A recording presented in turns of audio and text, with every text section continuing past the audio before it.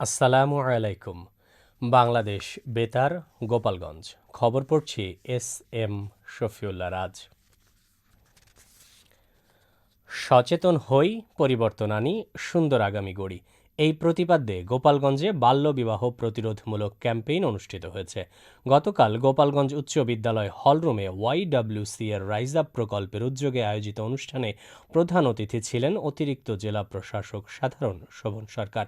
বিশেষ অতিথি ছিলেন মহিলা বিষয়ক অধিদপ্তরের উপপরিচালক লাক্সানা লাকি এবং ওয়াইডব্লিউসি এর সভানেত্রী মারিয়া হালদার। প্রধান অতিথি বলেন, বাল্যবিবাহ ছেলে মেয়ে উভয়ের স্বাভাবিক মানসিক বিকাশ ও ভবিষ্যৎকে ক্ষতিগ্রস্ত করে, তাই সবাইকে বাল্যবিবাহকে না বলার আহ্বান জানান তিনি। পরে নাট্য পরিবেশনার মাধ্যমে শিক্ষার্থীদের সামনে বাল্যবিবাহের ক্ষতিকর দিক তুলে ধরা হয়। শিক্ষার মানোন্নয়নে নড়াইল সদর উপজেলার গোবরা পার্বতীপুর বিদ্যাপীঠে মা সমাবেশ অনুষ্ঠিত হয়েছে। গতকাল আয়োজিত সমাবেশে প্রধান অতিথি ছিলেন জেলা প্রশাসক ডক্টর মোহাম্মদ আব্দুল সালাম। বিশেষ অতিথি ছিলেন সদর উপজেলা নির্বাহী কর্মকর্তা টি এম রাহসিন কবির, জেলা শিক্ষা কর্মকর্তা মোহাম্মদ জামাল উদ্দিন সহ শিক্ষা বিভাগের কর্মকর্তারা। বক্তারা বলেন, শিশুর প্রথম শিক্ষক মা, তাই সন্তানের নিয়মিত বিদ্যালয়ে যাওয়া, পড়াশোনায় মনোযোগ, ঘরে অনুকূল শিক্ষার পরিবেশ নিশ্চিত করা এবং মোবাইলে অপব্যবহার থেকে শিশুদের দূরে রাখতে অভিভাবকদের আরও সচেতন হতে হবে। অনুষ্ঠানে অভিভাবক, শিক্ষার্থী ও স্থানীয় গণ্যমান্য ব্যক্তিবর্গ উপস্থিত ছিলেন। মানিকগঞ্জ, ঢাকা, মুন্সিগঞ্জ, রাজবাড়ী, ফরিদপুর, মাদারীপুর ও শরীয়তপুর জেলার নদী বিধৌত চরাঞ্চলে সমন্বিত প্রাণী সম্পদ উন্নয়ন প্রকল্পের আওতায় ফরিদপুরে সুফলভোগী খামারিদের মাঝে বিনামূল্যে বকনা বাছুর বিতরণ করা হয়েছে।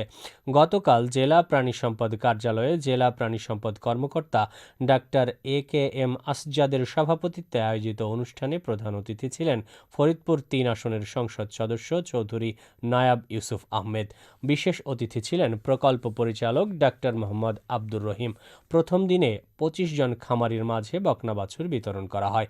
প্রকল্পের আওতায় ফরিদপুর জেলার ৪টি ইউনিয়নের ১৪৮ জন সুফলভোগী খামারিকে পর্যায়ক্রমে বকনা বাছুর দেওয়া হবে। আয়োজকরা জানান, চরাঞ্চলের প্রান্তিক খামারিদের আর্থসামাজিক উন্নয়ন, দুধ ও মাংস উৎপাদন বৃদ্ধি ও টেকসই প্রাণী সম্পদ ব্যবস্থাপনা নিশ্চিত করাই এ প্রকল্পের মূল লক্ষ্য। প্রধান অতিথি বলেন, সরকার বিভিন্ন প্রকল্পের মাধ্যমে চরাঞ্চলের মানুষের জীবনমান উন্নয়ন ও তাদের স্বাবলম্বী করতে কাজ করছে।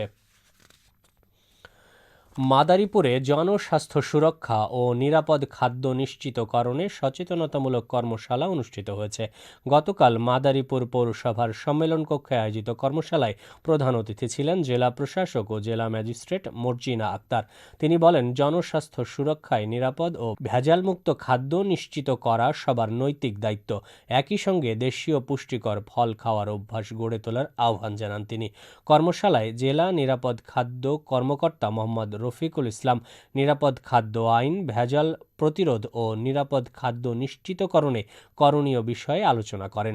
এতে স্থানীয় ব্যবসায়ী, বিভিন্ন পেশাজীবী ও গণ্যমান্য ব্যক্তিবর্গ উপস্থিত ছিলেন। ডেঙ্গু প্রতিরোধে জনসচেতনতা বাড়াতে শরীয়তপুরে সড়ক প্রচার কর্মসূচি পরিচালনা করেছে জেলা তথ্য অফিস।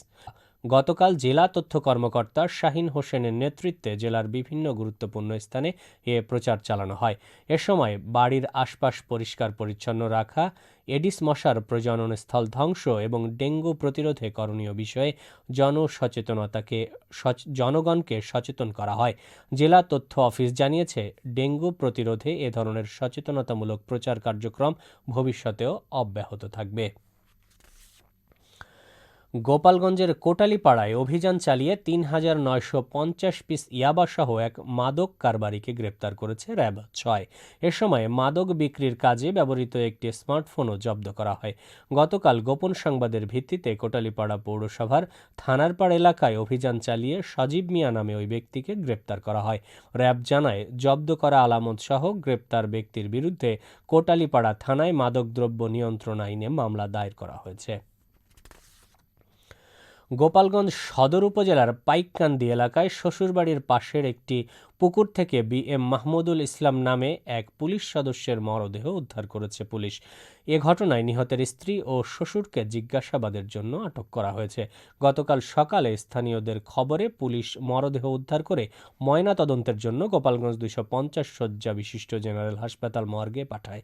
নিহত মাহমুদুল ইসলাম খাগড়াছড়ির 6 এপিবিএনে SI সশস্ত্র হিসেবে কর্মরত ছিলেন। গোপালগঞ্জ সদর থানার ওসি আমিনুল ইসলাম জানান, ময়নাতদন্তের প্রতিবেদন পাওয়ার পর মৃত্যুর প্রকৃত কারণ জানা যাবে।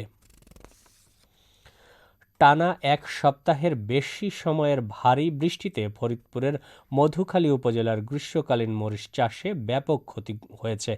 জলাবদ্ধতার কারণে মাঠের অধিকাংশ মরিচ গাছ পচে ও মরে যাওয়ায় লোকসানের মুখে পড়েছেন কৃষকরা।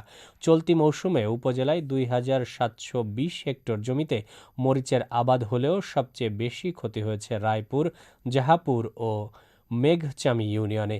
ক্ষতিগ্রস্ত কৃষকরা সরকারের কাছে ক্ষতিপূরণের দাবি জানিয়েছেন।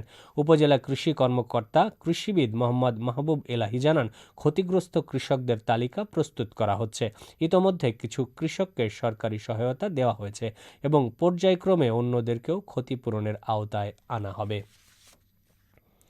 সবশেষে আবহাওয়া।